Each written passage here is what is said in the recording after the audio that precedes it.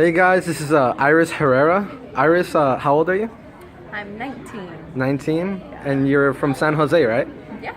Alright, you live like 40 minutes from there or so? Yeah, right? about 40 minutes. I actually live in a town called Morgan Hill. It's pretty small. It's very white populated. Awesome. And Irys, I was just wondering, when you first started the business, what was kind of your motivation at first? My motivation at first, I didn't necessarily have like an internal motivation, so I mainly had an external motivation. I saw my upline, Anthony, really working hard, and I really saw that he had a dream.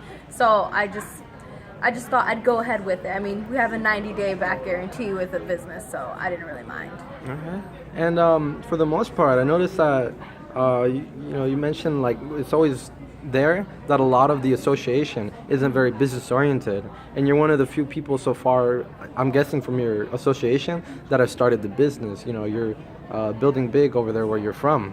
What would you say was the mindset or the motivation to do something different, completely different than anyone else had done? What was like your thought process that made it you different? Well, definitely after listening to many CDs. I mean, at the beginning, like just listening to the objection CD that they give you like during your second meet and greet, before your second meet and greet, I believe. After the meeting, after the meeting they give you the CD, like how to handle objections. Like that really solidified everything for me. So I already knew, like, if I go to my friends, even if they say like, why are you doing that? Because I had some friends that are like, oh really, that's weird, and they weren't too negative about it. But when I told my sister, she was super negative about it. Like, she told me, like, stop doing it. Why the heck are you doing it? Like, she actually lives in SoCal, so pretty close to here. She lives in Riverside, so she told me, like, on the phone, like, stop doing it, da-da-da-da.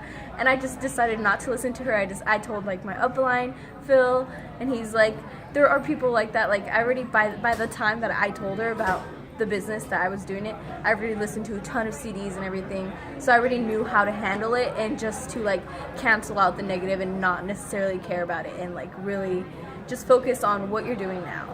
Okay. And definitely like CDs really help, and if you ever feel like you're down or in a loop or you're in a situation that you can't handle, definitely go to your upline and ask some questions about it. And for yourself, who would that upline be? Who would you say, like, for me, every single change? time, like since the very beginning when I first joined in the business, I actually had some relatives that were passing away, and a lot of bad news, like practically a lot of negative, just like out of nowhere hit me when I first started, like in the first weeks, and I didn't necessarily know who to go up to. But I just decided to shoot a text randomly during one class because I was really thinking about it. I just shot it randomly to Phil, just telling him, like, I practically just like threw up all my negative on him, and he really responded in such a positive way, and he really just like cheered me up in class. I started to tear because of his response and how much I saw that he cared for me. So it was just like, Phil's technically like my mentor and like the person I really look up to. He's really like encouraged me to go on, even when I'm slow at times. He really encourages me and really like pushes me forward. And last question, what's one message you would have for new people that maybe they're not around an association that's very positive, or maybe they're still thinking, should I join this business? They're kind of half in, half out, a little undecided. For me, I was kind of like half in, half out. Like, since I lived pretty far from San Jose, like it'd take me like 40 minutes to get there. I've been working for myself just so that my parents won't have to worry about the expenses that I make on my own. So practically going back and forth to San Jose and Morgan Hill practically was like $6 a day, and sometimes I forget something, so I have to go back and forth, and it really discouraged me in a way because I was like, I'm wasting all this money, I'm not seeing any results. It was just like really discouraging. But after listening to a lot of CDs and knowing that this is a passive income and you're gonna have to work for it, and it's not gonna happen in just a day, it's gonna take a couple of years, and depending on how hard you work on it, you're gonna see the results faster or not. So definitely just like keep on working at it. Even if you see nothing right now, just envision it and really listen to a lot of CDs. Like my favorite